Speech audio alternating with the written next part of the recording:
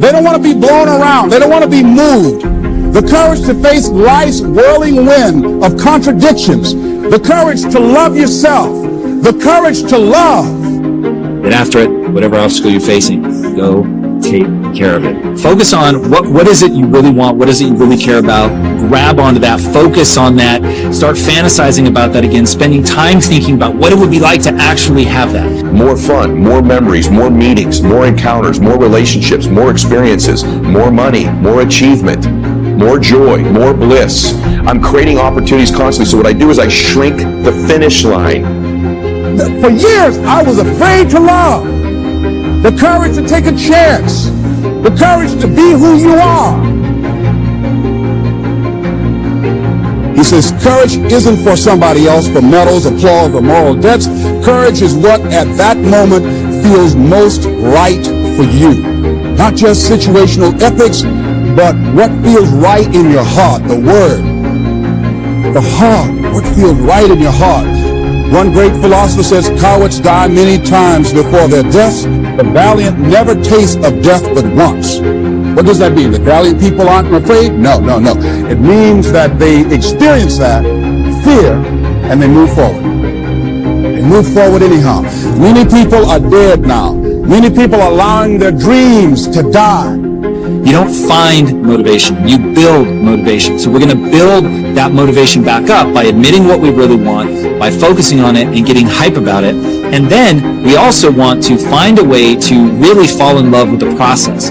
So what is it in the moment, in the act of actually working out that you can get into? Is it the getting stronger? For me, that was huge, like knowing that I was getting stronger and I needed to associate something with that. You want to have a self-narrative around showing up and doing this thing when you know other people can't. People that can have that discipline, that get excited about pushing themselves, being accountable, being consistent.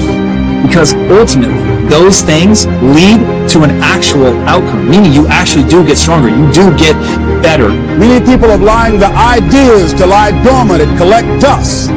Many people have all this talent and ability that they are allowing to be buried inside of them, that they will take with them to their graves because they didn't have the courage to be who they are. And I say, as you begin to look toward the future and manifesting your greatness, it's going to take everything in you, that your life deserves the concentrated effort to begin to look at how is it that I can express more of me? How is it that I can bring my ideas out here now? How is it? And start living with a sense of urgency, because you're here today, you're gone today. Life is unpredictable. It's uncertain. There are no guarantees. No guarantees out here at all. So holding back, what are you waiting on? Ask yourself, what's the benefit of your waiting? What's the benefit of your not living your dream?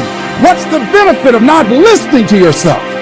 You look better, you have better longevity, better stamina, whatever it is, whatever that thing is that you're motivated by, you really can achieve that. You can buckle down, be disciplined, set your sights on something very specific that you want to get good at. Disciplined practice at that thing to get good at this. On the other side of this, you're going to be far more extraordinary than you were when you went in, because you no longer have the distractions of the actual performance. You can just get down to practice. So flip that switch in your mind and think all about coming out the other side of this a beast, an absolute monster, better than you went in. And if you can tell yourself that story, I'm committed to this, I'm willing to do these things other people aren't willing to do, and put in the practice and understand as you're going through that unimaginable boredom that on the other side of this is a skill set that has utility, then this becomes an extraordinary time. So there's sprints all the time. And so because I only have a 6-hour day, I'm in a hurry throughout that day. I'm not jogging, I'm not walking, I'm in a big hurry. And you're going to be amazed at the transformation of your life. I may never give you a bigger gift than the concept of 6-hour days. I think I'm one of the only people you'll ever hear explain this to you. But I can tell you, I started to study these successful mentors. My gosh, they get so much done before 9 o'clock in the morning. My gosh, by 1 o'clock, they've accomplished so much. And the average person is just stretching, getting out of bed, done their first appointment or two. Especially you entrepreneurs out there, how critical this is. Because when you're an employee, at least as an employee, to some extent, they control your time. They dictate. You need to be here at 9 a.m. You can't leave until 5 p.m. And so although that's a nuisance, it helps you be more productive because they're paying you. They tell you when to be there. That's like over there, like the Lamborghini. My boy was like, he's from Detroit. My boy was like, I wanna drive in a Lamborghini. My boy that brought me was like, what do you mean by that? He's like, I want to rent one. He ain't got to rent one. I got one outside. He said, but then I went to Ferrari. He said, well, my wife got that one. I go pick that one up and bring it back for you so you can drive that one around. My boy from the D, like, he's driving around the London. He can't believe it. He on the island. The Standard over there, everything is big. The Louis over there, I will eat up all of it. It's unbelievable. One dude went over there and built the tallest building, and then now that was the Standard. What's your standard? I don't care what it is. But what is your standard? I got some standards.